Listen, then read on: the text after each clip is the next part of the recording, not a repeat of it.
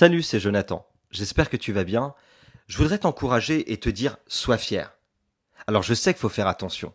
Faut pas trop se glorifier, faut pas tout ramener à soi, mais quand même, il faut reconnaître ce que tu es, déclarer ce que tu es et marcher dans ton identité. Et ça, faut le faire avec beaucoup de fierté, parce que si aujourd'hui tu peux le faire, c'est parce que Dieu a accompli en Christ tout ce qu'il fallait pour que tu puisses être fier de ta nouvelle identité. La Bible dit dans Jean chapitre 1 verset 12, cependant, certains l'ont reçu et ont cru en lui, et il leur a donné le droit ou le pouvoir de devenir enfants de Dieu. Peut-être que tu as eu des paroles très fortes qui ont été prononcées sur toi depuis ta jeunesse. T'es incapable, t'y arriveras jamais, t'es bon à rien, les autres font mieux. Fais comme lui ou fais comme elle.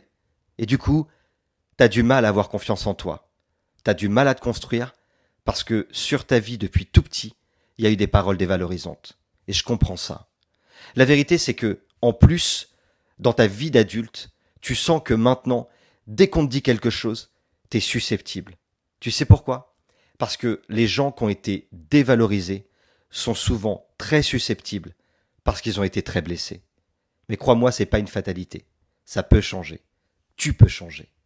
Alors, tu vas peut-être pas le croire, mais tu sais, à un moment donné, on m'avait à moi parlé d'exigence, parlé d'excellence, et c'était rentré dans ma tête. Et je crois que c'est une bonne chose de chercher à faire mieux.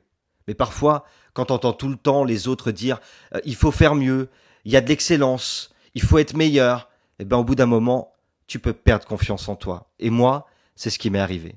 J'avais perdu confiance en moi, je voulais plus prêcher, parce que je me disais que j'étais pas à la hauteur. Et tout ça, ça commençait à m'éteindre.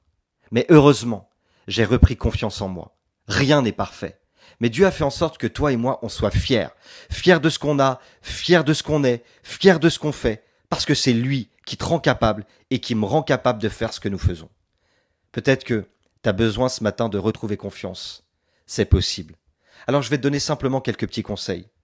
Tu commences à reprendre confiance en toi quand tu as conscience de qui tu es aujourd'hui. Être conscient de ce que tu es, ça va te permettre aussi d'être conscient de ce que tu es capable de faire. Si tu as éprouvé un manque de confiance dans quelque chose parce que tu as été trop dévalorisé, alors je vais te donner un petit conseil ce matin.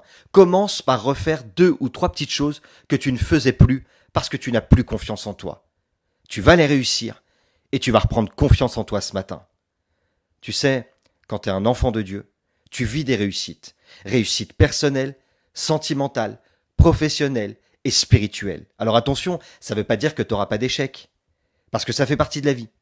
Mais dans tout ça, tu vas vivre des réussites et des belles réussites.